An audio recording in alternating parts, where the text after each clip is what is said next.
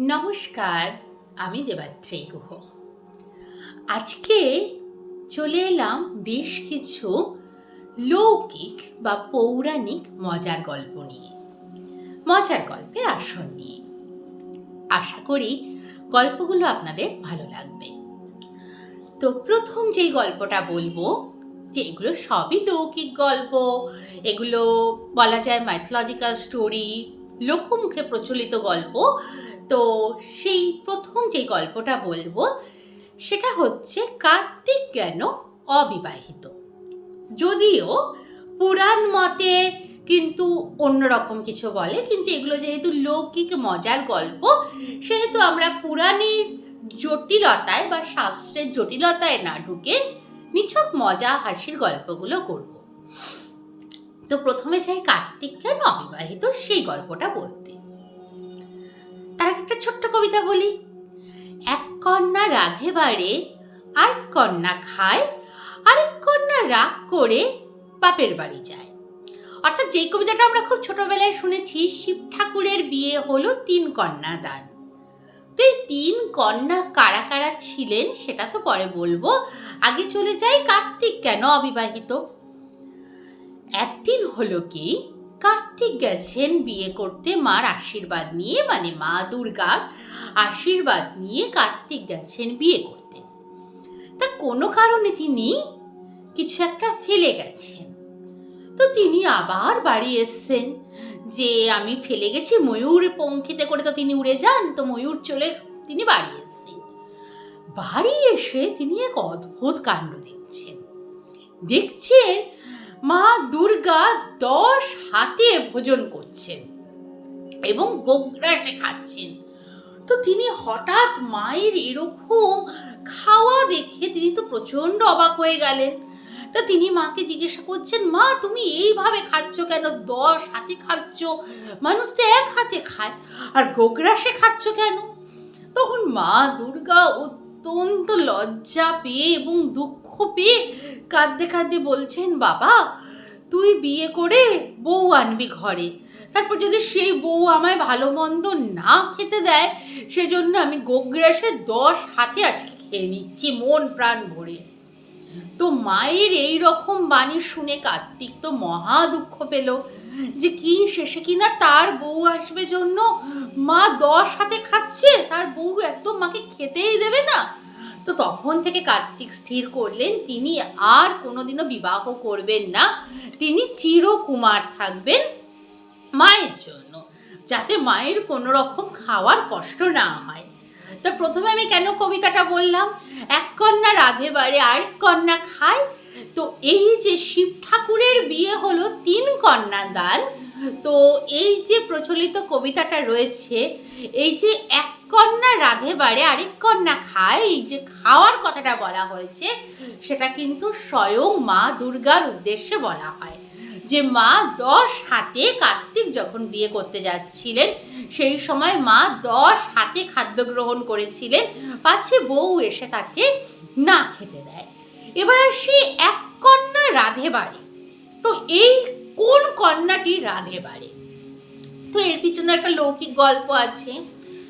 শান্তনু, ঋষি শান্তনু, যদিও আমরা পরবর্তীকালে মহাভারতের যুগে শান্তনুকে রাজা হিসেবে পাই, কিন্তু এক্ষেত্রে দেখা যায় যে শান্তনু একজন ঋষি এবং তার স্ত্রী হচ্ছেন গঙ্গা। গঙ্গার রন্ধন পটীয়সী একজন নারী, তার রান্না করা খাদ্যের স্বাদ মানে অপূর্ব।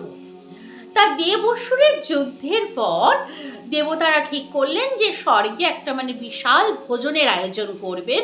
তো সেজন্য তারা শান্তনু ঋষির কাছে গেলেন, কারণ গঙ্গার ভীষণ রান্নার সুখ্যাতি রয়েছে, যে তারা আবদার করলেন যে শান্তনুর কাছে, যে তোমার পত্নীকে আমাদেরকে দাও, তিনি আমাদেরকে একদিন রান্না করে, যে আমরা ভোজন সভার আয়োজন করেছি ভোজসভার, সেখানে সবাইকে রান্না করে খাইয়ে তুষ্ট করবেন।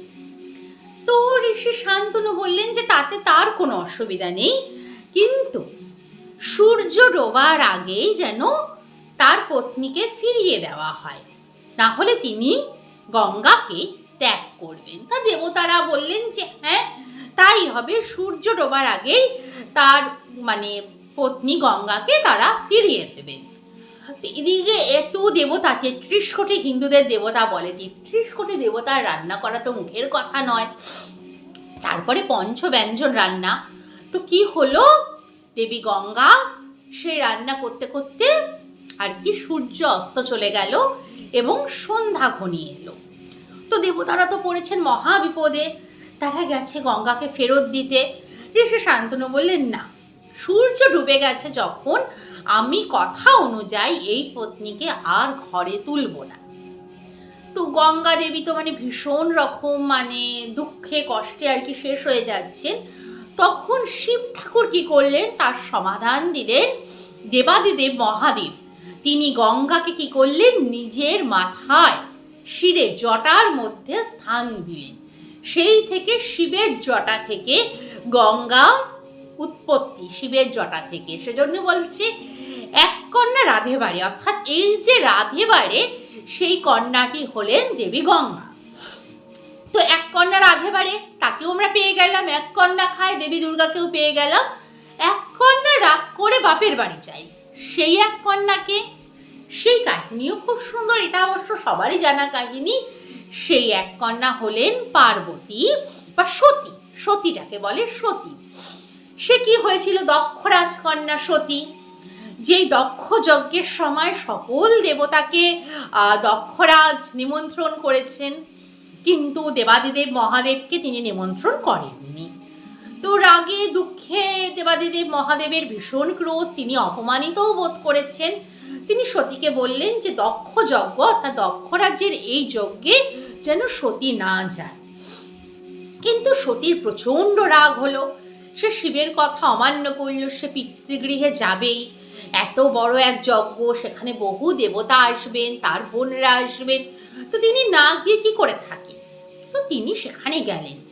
এদিকে দক্ষরাজ কি করলেন, যে নিজের মেয়ে কন্যার সামনে, সতীর সামনে তার স্বামী অর্থাৎ দেবাদিদেব মহাদেবের চরম নিন্দা করলেন।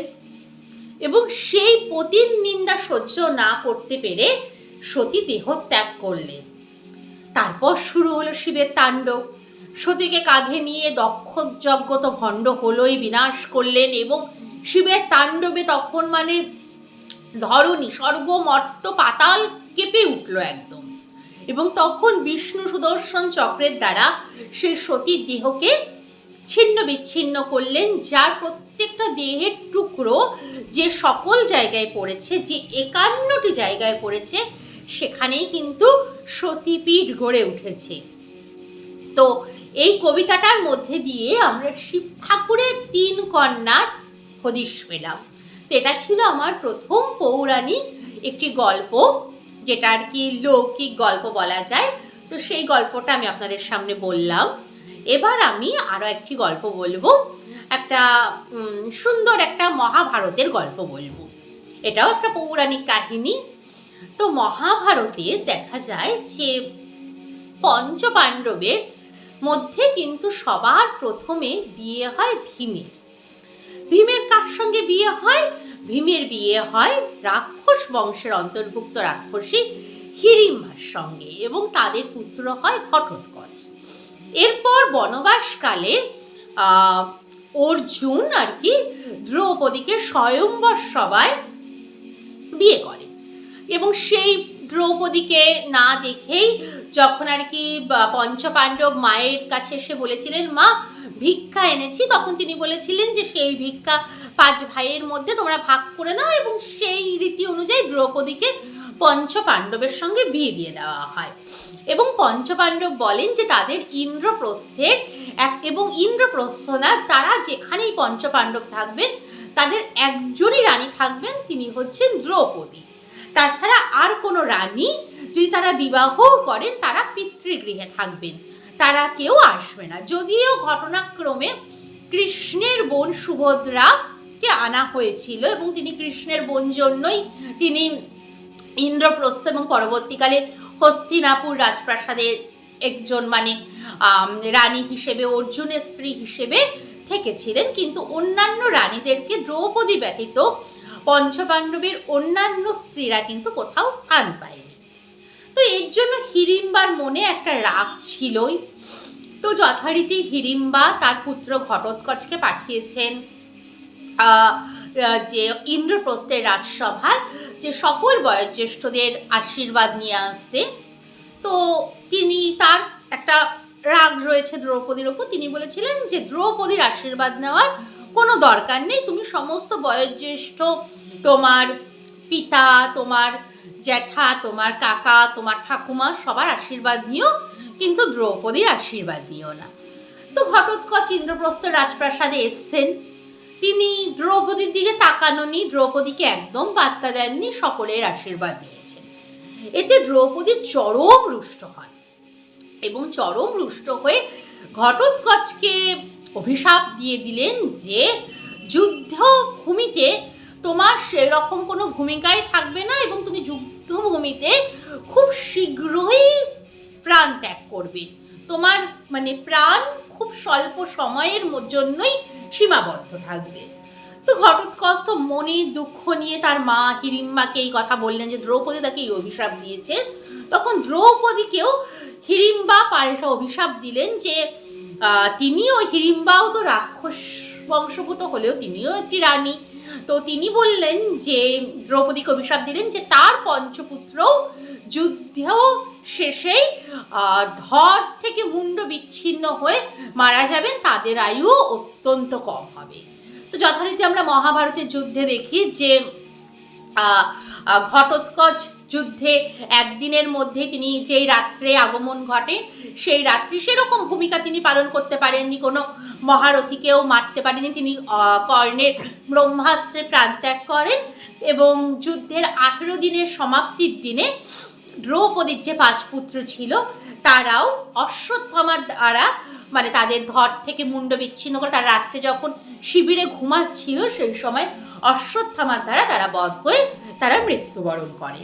তো এই ছিল আরেকটি পৌরাণিক কাহিনী যাকে বলে। এইবার একটা ঘটনা বলবো যেটা কোনো পৌরাণিক কাহিনী নয়, যেটা আজও বহমান, সেটা হচ্ছে মাছের মেলার কাহিনী। এই মেলা কোথায় হয় আগে সেটা বলি। এই মেলা হয় হুগলি জেলার আদি সপ্তগ্রামে প্রতি বছর পয়লা মাঘ অর্থাৎ কিছুদিন আগেই এই মেলা অনুষ্ঠিত হলো। পৌষ সংক্রান্তির পরের দিন এই মাছের মেলা হয়। এই মেলা কিন্তু 500 বছরের পুরনো। কেউ বলে এটা আদি সপ্তগ্রামে এই মেলা হয়, কেউ বলে এই মেলা হয় দেবানন্দপুর। তো আদি সপ্তগ্রাম অ্যাকচুয়ালি দেবানন্দপুরেরই মানে প্রাচীন নাম এবং এটা ছিল শরৎচন্দ্র চট্টোপাধ্যায়ের কিন্তু জন্মেও ভিটা। তো কেন এই 500 বছর পুরনো এই মাছের মেলা, তার পিছনে একটা সুন্দর কাহিনী রয়েছে। সেই আদি সপ্তগ্রাম বা দেবানন্দপুরের কাছের এরিয়া কেষ্টপুর। সেই কেষ্টপুরের জমিদার ছিলেন গোবর্ধন গোস্বামী। তো সেই গোবর্ধন গোস্বামীর ছেলে রঘুনাথ গোস্বামী তিনি সংসার জীবন ত্যাগ করে সন্ন্যাস ধর্ম গ্রহণ করবেন বলে ঠিক করেন এবং কার কাছ থেকে তিনি দীক্ষা নেবেন? তিনি চৈতন্য দেবের শিষ্য নিত্যানন্দ প্রভুজির কাছ থেকে দীক্ষা নেবেন। এই মনস্থির করে গৃহ ত্যাগ করে পানিহাটিতে আসেন নিত্যানন্দ প্রভুজির আশ্রমে। কিন্তু নিত্যানন্দ প্রভুজি তাকে দীক্ষা দিতে অস্বীকার করেন বা দীক্ষা দেননি, বলেন যে সন্ন্যাস তার জীবনের অন্যতম ধর্ম নয়, সুতরাং তিনি যেন সংসারে ফিরে যান। কিন্তু তিনি বলেন যে না, তিনি যখন দীক্ষার উদ্দেশ্যে বেরিয়েছেন তো তিনি জীবনে কোনো একটা মানে নিজের একটা পুণ্য অর্জন করে তবেই তিনি সংসারে ঢুকবেন এবং তিনি 9 মাস কঠোর তপস্যা করেন। তপস্যার দ্বারা অনেক জ্ঞান অর্জন করে তিনি যখন সংসারে ফেরেন তখন জমিদার প্রচণ্ড খুশি হন এবং গায়ের লোকও প্রচণ্ড খুশি হয়। তো গায়ের লোক জমিদারের কাছে মাঘ মাসে বলেন মানে আবদার করেন যে গায়ের লোক ইলিশ মাছ এবং কাঁচা আমের ঝোল খাবেন। এদিকে মাঘ মাসে আম পাওয়া একটা মানে অত্যন্ত মানে দুষ্কর ব্যাপার। তখন তো আর এখনকার দিনের মতো কোল্ড স্টোরেজ ছিল না। এদিকে জালও ফেলে, যে ইলিশ মাছও পাওয়াটাও পাশের জলাশয় জাল ফেলে, এবং ভাগ্যক্রমে মানে বলা যায় যে আর কি রঘুনাথের মানে পুণ্যের জোরে জালে জোড়া ইলিশ ধরা পড়ে। এবং দৈববশত একটি প্রাচীন আম গাছ থেকে প্রচুর পরিমাণে আমেরও দেখা মেলে, কাঁচা আমের সন্ধান মেলে। তো গ্রামের লোক সেদিনকে পাত পেরে অত্যন্ত তৃপ্তি সহকারে ইলিশ মাছের ঝোল এবং কাঁচা আমের টক দিয়ে ভোজন সারে। তারপর থেকেই শুরু হয় সেখানে মাছের মেলা। কিন্তু এই মেলার আগের দিন অর্থাৎ পৌষ সংক্রান্তির দিন স্থানীয় যে রাধা গোবিন্দের মন্দির আছে সেখানে সম্পূর্ণ বৈষ্ণব ধর্মে নিরামিষ ভোজন দিয়ে রাধা গোবিন্দের পুজো হয়, এবং তারপর দিন মাছের মেলা শুরু হয়।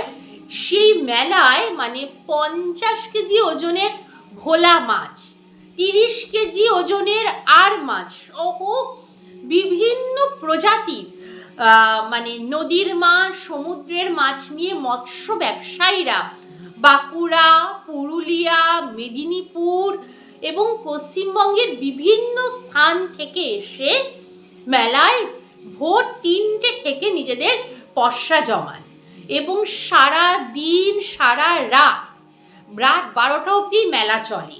এবং মেলায় মানে বিভিন্ন প্রচুর জায়গা থেকে প্রচুর মানুষ মেলায় এসে ভিড় জমান।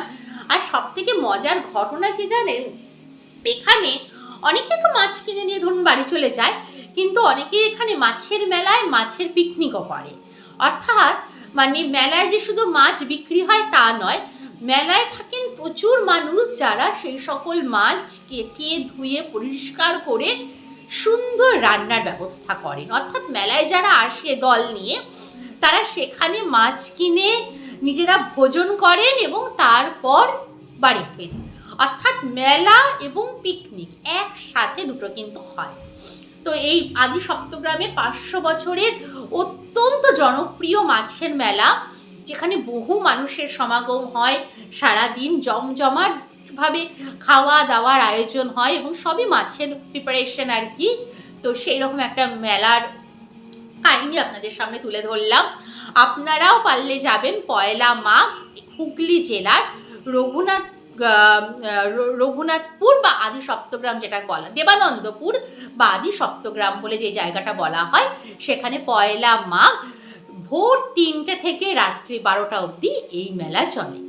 এবং সেখানে যদি আপনারা সবাই মিলে যান তো সেই মেলায় আপনারা নিজেরা খাওয়ার বন্দোবস্ত করারও সুন্দর ব্যবস্থা রয়েছে। তো এরকম একটা কাহিনীর মধ্যে দিয়ে আজকের এই আমার এই ইউটিউবের আজকের এই গল্প বলার আসরটা শেষ করব। সবাই জানাবেন যে কেমন লাগছে, এবং যদি আমার এই গল্প ভালো লাগে তাহলে চ্যানেলটিতে একটু সাবস্ক্রাইব করবেন এবং গল্পটিতে লাইক দেবেন, কমেন্ট করবেন আপনার মূল্যবান কমেন্ট, এবং আমার চ্যানেলটিকে সাবস্ক্রাইব করলে আমি সামনের দিকে এগিয়ে যেতে পারবো। অসংখ্য ধন্যবাদ বলে বিদায় নিচ্ছি। সকলে ভালো থাকবেন।